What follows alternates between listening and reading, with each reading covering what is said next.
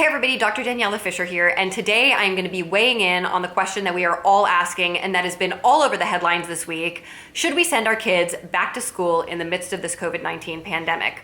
This is an incredibly complex question, and it is complex because our knowledge of COVID keeps evolving. The things that we are learning about this disease change every single day, and also the situation in this country where COVID is concerned changes every day. Certain states have higher numbers, certain states have lower numbers, and the situation is changing so rapidly that it's really hard to make a decision today for something that we are going to do 5 weeks from now. It is also a complex situation because different socioeconomic groups need different things when it comes to sending kids to school. Kids that are in a lower socioeconomic bracket are going to need different things to kids that are in a higher socioeconomic bracket. Kids that are going to school are going to need different things from teachers and the staff that are going to be staffing the school.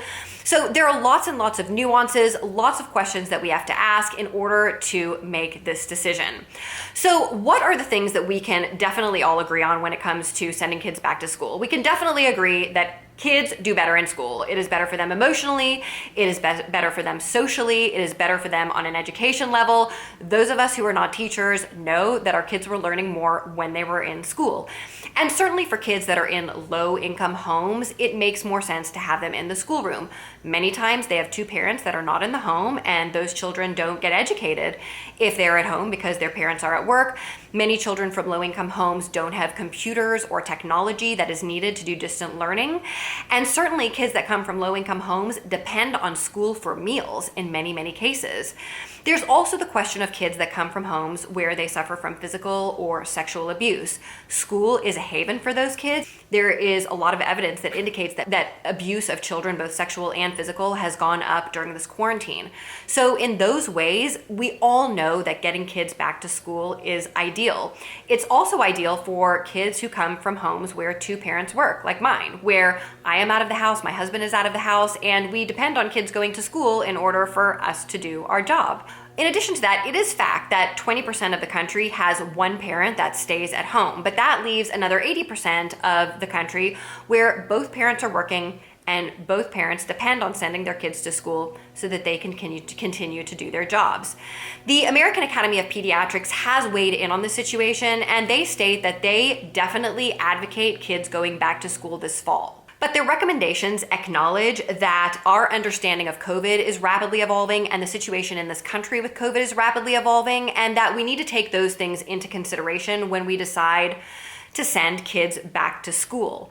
The American Academy of Pediatrics did come out with recommendations of how we can decrease, not eliminate, but decrease risk for kids, and they're very similar to the CDC's recommendations for how we can send kids back to school and decrease risk for spreading COVID-19. Those things include kids wearing masks. You guys know that I'm a huge proponent of masks. They include social distancing kids in classrooms, having smaller class sizes, having classes outside where possible, and not having activities where kids have to be close together. And although many people state that these recommendations are tough or hard, I don't think that many people feel like those recommendations should be overlooked because they're tough recommendations, because all of us want our kids to go back to school and be in the safest environment possible. So while we know a lot of things for sure, like that school is best for our kids, there are still a lot of questions where kids and COVID-19 is concerned. In the very beginning of the pandemic, we thought that kids didn't get infected at all. And even though there is some evidence to suggest that kids usually get milder disease, that they're usually not super spreaders, they're slightly less susceptible to the disease, we also have evidence that kids can and do sometimes get very sick. And none of us want to take the chance of sending our kids to school where our kids might be the one that gets very, very sick, that gets multi-system organ failure, that gets Kawasaki-like disease. So it becomes a very, very complex question because we are still learning so much about this virus every day. In addition to that, at least in the United States, we have had our kids home since March. So we really haven't had a situation where our kids have been in close proximity to one another to know what the effects are going to be of sending our kids back to school. Many camps were canceled this summer.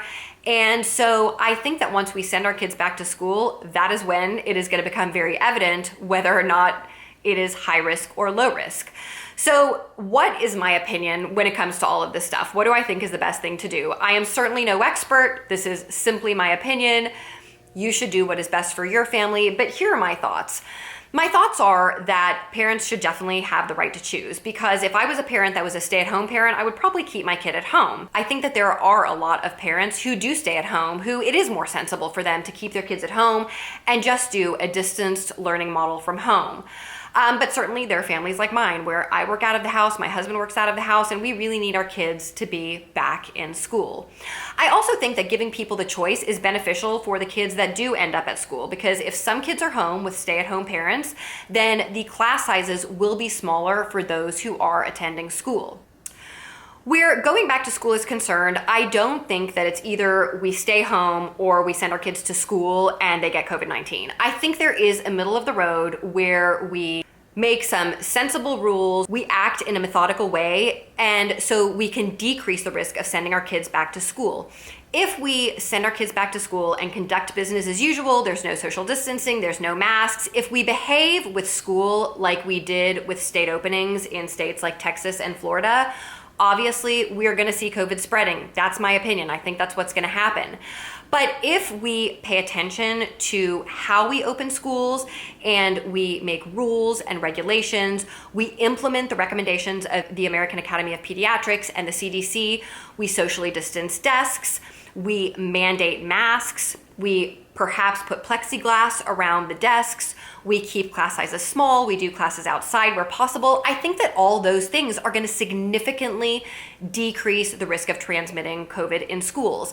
And a lot of people have said that masks seem to be very uncomfortable for kids. You can't ask kids to do that. Kids can't see facial expressions when they're wearing masks. But right now, my opinion is that we just don't have a choice.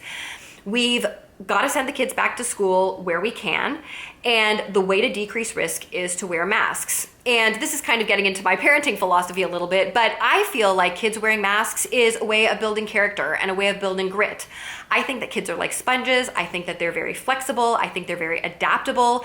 And I think that kids can and should wear masks. I think that they can learn to wear masks. They can learn not to fidget with masks in the same way that at school kids are required to push their chairs in when they get up from a table, or in the same way that at school they're required to flush the toilet when they're finished using the bathroom.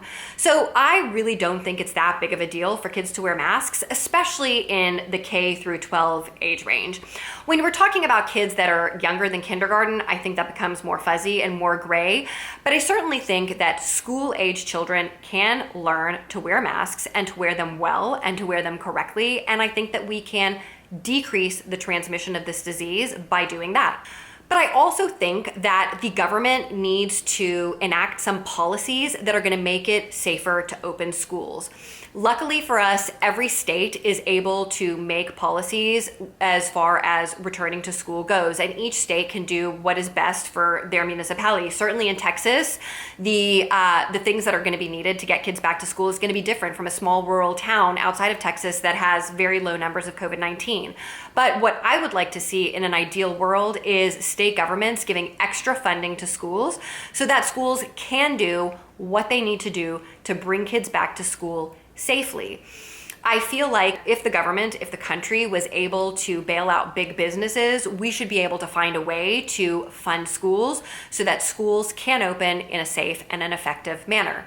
So as you guys can see, there are a lot of things that everybody agrees on when it comes to going back to school, and there are some things that are very gray. They're not black, they're not white. We don't have answers, and we're all going to have to just do the best that we can to make the best decisions for our kids in the next 4 or 5 weeks as we approach the beginning of school. So I'm gonna go ahead and throw up 2 videos right here on masking so that you guys can watch those, perhaps feel more comfortable about masking your kids so that maybe we can get more kids back to school this fall and get back to some semblance of normal. I hope everybody has a great rest of your weekend. Give this video a thumbs up. Be sure that you're subscribed to my channel. Watch the videos that I put up here, and I will look forward to seeing you in the next one.